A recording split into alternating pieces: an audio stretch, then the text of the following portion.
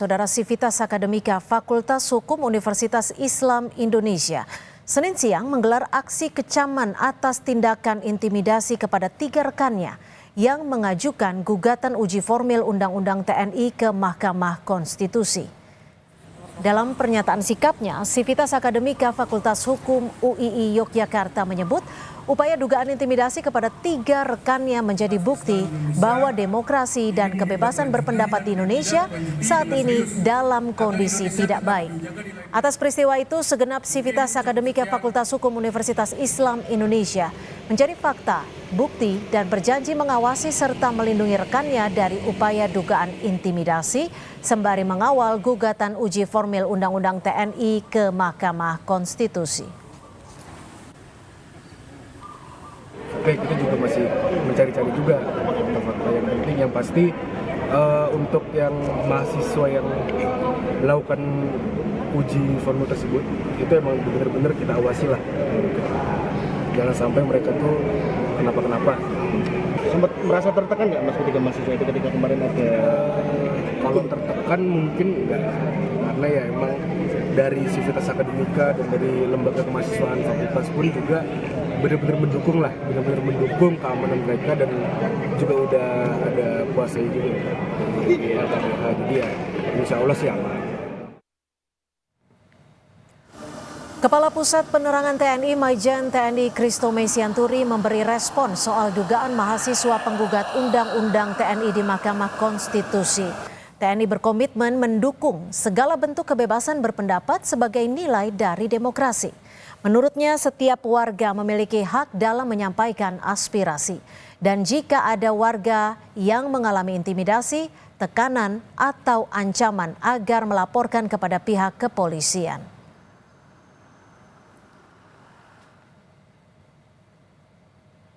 Dalam keterangan tertulis kepada Kompas TV, Maijen TNI Christomay Sianturi selaku Kepala Pusat Penerangan TNI menyatakan, TNI berkomitmen penuh dalam mendukung kebebasan berpendapat sebagai bagian dari nilai-nilai demokrasi yang dianut oleh bangsa Indonesia. TNI tidak pernah dan tidak akan melakukan tindakan intimidatif terhadap warga yang menjalankan hak konstitusionalnya dalam menyampaikan pendapat.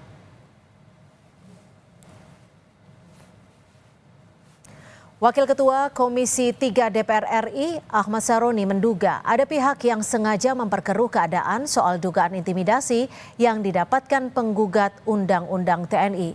Saroni meminta masyarakat turut mengawasi dan menjaga kondusivitas. Itu bisa saja mungkin ya dari pihak-pihak yang untuk sengaja memperkeruh keadaan. Tapi mudah-mudahan selama tidak ada hal-hal yang merugikan, misalnya masih dalam intimidasi yang harusnya nggak boleh, ya kita tetap awasin aja sebagai masyarakat, terutama teman-teman media, karena ini menyangkut kredibilitas pemerintah. Jangan sampai dianggap pemerintah yang melakukan ini gitu. Kan ada dugaan seolah-olah, wah ini mentang-mentang undang-undang TNI digugat, terus diintimidasi. Nah, kita berharap tidak ada penilaian sampai seperti itu.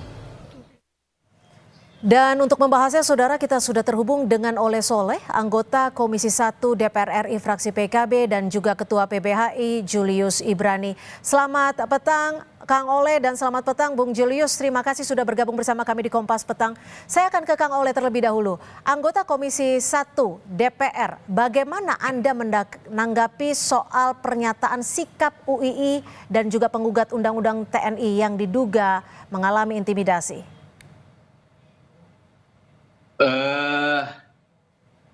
Komisi 1 melihat dan mencermati bahwasanya praduga terkait adanya intimidasi yang dilakukan oleh TNI barangkali dari sini, dengan kata lain adalah pemerintah. Tentu ini harus diuji dulu. Pertama, siapa yang mengintimidasinya? Kalau misalkan ada person anggota TNI kah? Kalau bukan anggota TNI kah? Apakah ada nggak seluruhan TNI? Karena memang kalau hanya sebuah narasi, Hmm? saya rasa ini nggak valid. Perlu juga diuji, betul tidak ada intimidasi. Nah, kami tidak bisa serta-merta menerima begitu saja bahwa ada sebuah gerakan ataupun ada sebuah nawaitu, Ya. niat untuk mengintimidasi. Nah, kami hanya DPR masih melihat apakah ini betul atau tidak. Tapi kalau dari Tetapi Komisi 1 kami sendiri, maaf percaya- Kang Oleh, sudah menerima laporan resmi belum terkait dengan dugaan intimidasi oleh orang tak dikenal ini? Kami konfirmasi kepada mereka apakah ini betul berita ini ada intimidasi. Mereka malah menanyakan, ada nggak faktanya? Kalau boleh disebut namanya siapa, atau dalam intimidasi dalam hal apa? Mereka hari ini justru ingin menunjukkan kepada publik, kepada masyarakat bahwa TNI dalam hal ini pemerintah justru memberikan kebebasan, hak berpendapat, hak untuk membela, hak untuk mengajukan ketidaksetujuan. Ini kan dilindungi oleh undang-undang. Ya.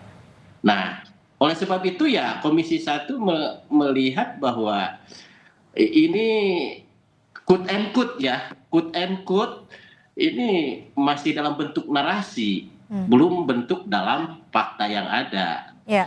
Kalau misalkan mereka yang menggulirkan bahwa ada intimidasi, coba beri kami data.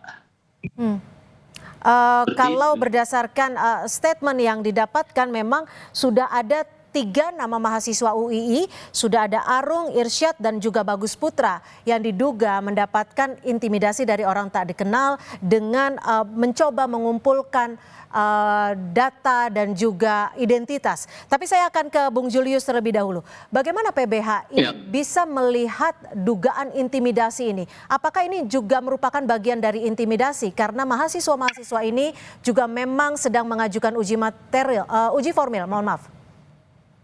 Ya, ada saya mau mengungkapkan beberapa fakta. Pertama, Babinsa setempat menyatakan bahwa pendataan itu diminta oleh Kodim, itu yang pertama. Yang kedua, pihak Dandim Mojokerto menegaskan bahwa betul meminta pendataan tersebut. Jadi ini sudah bukan dugaan lagi ya, ini sudah fakta gitu ya. Itu pertama. Yang kedua adalah permintaan data tersebut tidak berbasis baik secara hukum ataupun konstruksi pendataan pendudukan dan segala macam. Jadi bisa kita katakan itu adalah pendataan personal yang ilegal. Itu yang kedua. Yang ketiga adalah kami melihat ada kesamaan pola yang berulang-ulang. Ini bukan terjadi di tahun 2025 saja. Sebelum-sebelumnya juga begitu. Ketika ada 1-2 aktivis mahasiswa, jurnalis, dia kemudian bergerak, mengkritik tegas, maka dia didatangi. Didatangi oleh siapa? Oleh pihak-pihak aparat, salah satunya adalah TNI, dan mengatakan bahwa dengan tujuan pendataan. Pertama, pendataan itu harus dilakukan memang ada kerangka hukumnya. Apakah dia petugas sensus pendataan, kelurahan, kecamatan, dan segala macam yang memang punya fungsi kependudukan untuk pendataan. Yang pertama. Yang kedua, tidak dilakukan secara langsung. Pendataan itu harus izin RT, RW, kelurahan, dan segala macamnya. Tetapi ketika pendataan itu langsung mendatangi ke rumah, itu caranya tentu tidak dapat dibenarkan, tujuannya tentu juga tidak dapat dibenarkan. Jadi Nah, Anda inilah mau yang menyimpulkan disebut bahwa sebagai ini adalah pola intimidasi. sistematis bentuk dari pembungkaman? Atau seperti apa? Betul sekali. Arahnya pasti adalah pembungkaman. Tidak perlu mengancam-ngancam dengan senjata api, dengan golok dan segala macam, menyatakan bahwa kami hadir di ruang yang paling private yang Anda miliki. Itu sudah sebuah ancaman. Gitu. Itu saja sudah cukup. Itu saja sudah cukup. Oke, saya ke Kang Oleh. Artinya si mahasiswa ini gitu ya, artinya si mahasiswa ini itu tidak punya satu lokasi private manapun yang bisa digunakan untuk bersembunyi, untuk safe house dan segala macam. Artinya we put our eyes and our ears into the most privacy room and space that you have. Itu yang paling bahaya begitu. Mhm. Gimana Kang Oleh, kalau memang sudah ada nama-namanya dan juga sudah ada pengakuan dari mahasiswanya itu sendiri bahwa memang mendapatkan bagian dari bentuk intimidasi, bagaimana langkah konkret Komisi 1 DPR untuk menanggapi dan juga menyikapi hal ini? Pada dasarnya saya menghargai, menghormati terhadap sebuah antisipasi seolah-olah katakan bahwa ini ada sebuah nawaitu intimidasi. Tetapi faktanya tadi juga disampaikan tidak ada ancaman, tidak ada bahasa ininya ya, tidak apa ya, pistol kah, apakah kan nggak ada tadi. Nah ini kan baru pendataan. Jadi menurut Anda pendataan yang diminta oleh pihak tertentu ini bukan bagian dari intimidasi? Mohon perhatian. Kita kan nggak tahu juga siapa yang meminta data itu. Telah dibuka. Tadi kan keterangan dari Mas Julius itu kan bahwa ada seseorang gitu kan datang ke Kodim atau kemana, kan seperti itu tadi keterangannya. Dalam hal ini tentu DPR harus hati-hati memandang bahwa kami tetap mendukung kepada siapapun masyarakat untuk dilindungi dalam hal bagaimana mengemukakan sebuah pendapat. Nah, kemudian mereka melakukan sebuah judicial review terhadap undang-undang TNI ini dilindungi. Siapapun yang mengajukan terhadap judicial review itu harus dilindungi. Hanya saja kita juga dalam hal bagaimana dalam membuat suasana kondusivitas, persatuan dan kesatuan, tidak lagi membuat sebuah kegaduhan-kegaduhan opini barangkali. Saya rasa juga harus hati-hati. Saya ke Bung Julius.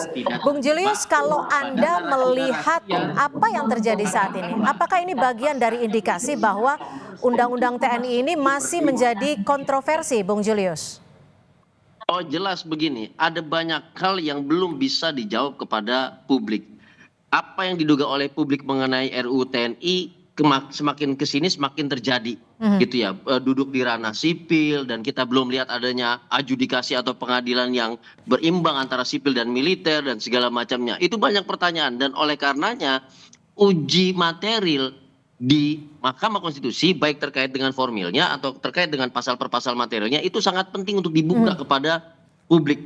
Tujuannya bukan hanya clearance soal apa yang diperdebatkan yang tadi Bang Oleh bilang ada kegaduhan narasi dan segala macam. Ruang Mahkamah Konstitusi itu justru harus dijaga agar murni, gitu ya. Biar dia tidak ada perdebatan di luar daripada ruang Mahkamah Konstitusi itu. Itu yang pertama. Nah yang kedua, saya perlu ulangi lagi Bang Oleh. Dan tim Mojokerto itu sudah menegaskan bahwa timnya yang melakukan demikian ke rumah mahasiswa itu sudah tegas dan itu pernyataannya di media sudah banyak. Nah, yang saya katakan adalah tadi betul dia tidak menggunakan senjata api, tidak menggunakan senjata tajam. Apakah menggunakan dasar hukum yang tepat? Apakah menggunakan cara yang tepat? Karena ketika sudah datang ke ruang yang paling private saja, sementara memang tidak ada agenda pendataan yang rutin dan itu tidak dibenarkan secara hukum kependudukan, itu saja sudah intimidasi. Nah saya pikir begini, poinnya begini, kalau kita mau sama-sama narasinya positif, biarkan apa yang terjadi di Mahkamah Konstitusi bergulir dan kita jaga. Jangan ada tindakan-tindakan baik dari TNI atau pihak manapun yang kemudian memperkeruh. Dan ini pola yang sering terjadi ketika kita, saya pernah mengajukan uji material ke Mahkamah Konstitusi Undang-Undang Polri. Saya adalah yang pertama kali mengajukan JR ke MK Undang-Undang Polri sampai selesai Bang Oleh. Ya, apa yang terjadi? Sama polanya sama. Bang Oleh bisa cek, sama polanya. Ada intimidasi dan segala macam. Saya yang lulus ujian itu, Bang Oleh, sampai diputus. Nanti Bang Oleh bisa cek itu. Nah, pola-pola ini bukan terjadi sama mahasiswa kali ini saja. Zaman dulu juga saya mengalami. Kemarin juga kita mengalami. Nah, ini yang saya katakan, kita jaga sama-sama. Ada saja 1-2 narasi, ada 1-2 peristiwa yang terkait dengan apa yang di Mahkamah Konstitusi itu kita harus tegas Bang Oleh. Kita harus katakan bahwa jangan ada giat apapun yang dapat memancing narasi negatif terhadap uji material di MK. Nah, itu Oke. sebenarnya kita butuhkan Oke. Bang Oleh. Baik, saya ke Kang Oleh. Kang Oleh, lalu bagaimana Komisi 1 DPR memastikan bahwa tidak ada bentuk kriminalisasi, tidak ada bentuk pembungkaman, dan juga memberikan kebebasan bagi masyarakat untuk menyampaikan hak konstitusionalnya? Kami sudah menanyakan langsung kepada TNI, apakah berita terkait adanya intimidasi itu betul atau tidak. Malah mereka juga kaget. Dan mereka juga bertanya-tanya, lah siapa yang mengintimidasi? Justru mereka membuka 24 jam, siapapun, kapanpun, oleh siapapun, dimanapun, untuk menguji uji materi tentang undang-undang TNI. Nah, di sini saya menghargai ke Bang Julius. Saya menghargai. Dan saya hormat 100% ke Bang Julius. Bang Julius yang senantiasa menyuarakan aspirasi masyarakat bahwa rasa ketakutan Dwi Fungsi ABRI ini kembali lagi, saya hormat. Dan saya bersama Bang Julius soal itu. Akan tetapi, di sini kan juga perlu fakta, perlu data, perlu ada kejadian. Apakah betul ada intimidasi? Pertanyaannya, kalau bukan hanya sebuah pendataan, dan kita juga nggak tahu maksud data itu apa, pendataan itu. Jadi menurut Anda, saya ingin coba mengkonfirmasi lagi nih Kang Oleh. Pendataan, meminta biodata, meminta identitas, itu bukan bagian dari intimidasi, bentuk intimidasi? Meskipun itu bukan bukan dalam struktur misalkan RT RW gitu, tidak dalam struktur itu. Ya. Saya rasa klasifikasi bahwa itu sebuah intimidasi. Salah satu contoh beginilah ya. Dia mendata si A misalkan. Lalu si A ini tidak mau memberikan KTP misalkan.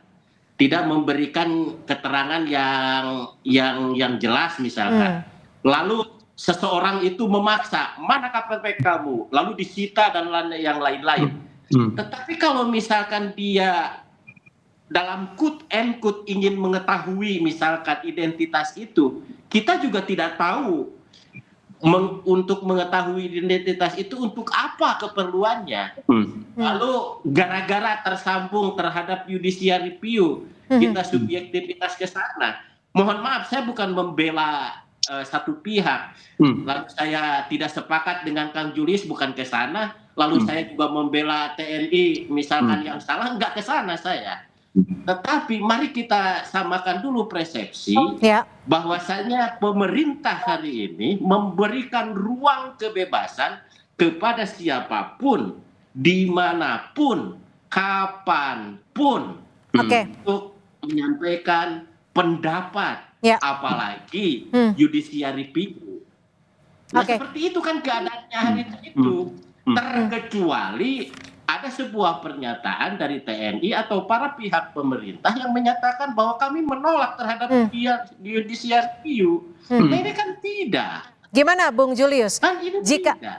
Gimana Bung Julius? Jika memang tidak akan ada penanganan khusus terhadap permintaan identitas-identitas ini, apakah pola ini akan terus bergulir? Bagaimana ABRI tidak kembali berfungsi Dwi Fungsi ABRI, Bang Julius? Oke, silakan, sebentar, Bung. Jadi begini. Saya katakan ini pola, dan makanya saya katakan juga jangan sampai ada tindakan tertentu yang mencurigakan, yang menimbulkan persepsi publik, yang menghadirkan narasi publik dari pihak-pihak yang sedang maju di Mahkamah Konstitusi. Biarkan ruang Mahkamah Konstitusi itu murni terjadi perdebatan, diskusi di dalam sana.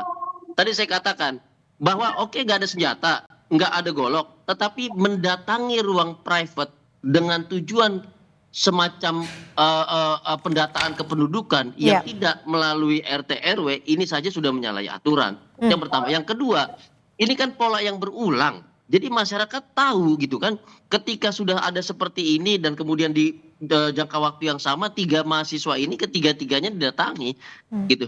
Padahal yang lain nggak ada tuh pendataannya, hanya 3 mahasiswa ini, tidak ada pendataan terhadap pemuda lain, mahasiswa lain. Dan bisa saya tambahkan juga, silakan lihat aktivis-aktivis yang lain, misalnya di UGM, lalu di Unair, di kampus-kampus lain, ketika dia bergerak, dia kritik demo besar-besaran, polanya sama, dilakukan pendataan bahkan sampai ke tempat tinggal pribadi dan orang tua.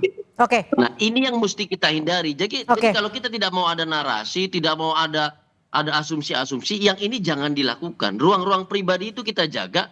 Nah, ruang publiknya ini yang kita pastikan biar ada perdebatan luar biasa, biar ada dalil-dalil luar biasa, ahli-ahli yang maju, sehingga masyarakat juga akan fokus ke sana dan tidak merasa ada gangguan dalam bentuk apapun. Karena kadar gangguan itu tidak bisa kita yang mengatakan terganggu atau tidaknya. Korbanlah yang mesti kita tanyakan, apakah privasi Anda terganggu atau tidak, apakah Anda merasa tidak aman atau tidak, mereka yang mesti kita tanyakan dan kita yang mesti jaga, kan begitu. Baik, terima kasih Bung Julius Ibrani dari PBHI dan juga terima kasih Kang Oleh Soleh Komisi 1 DPR RI fraksi PKB. Terima kasih, selamat sore. Saudara, informasi lainnya di Kompas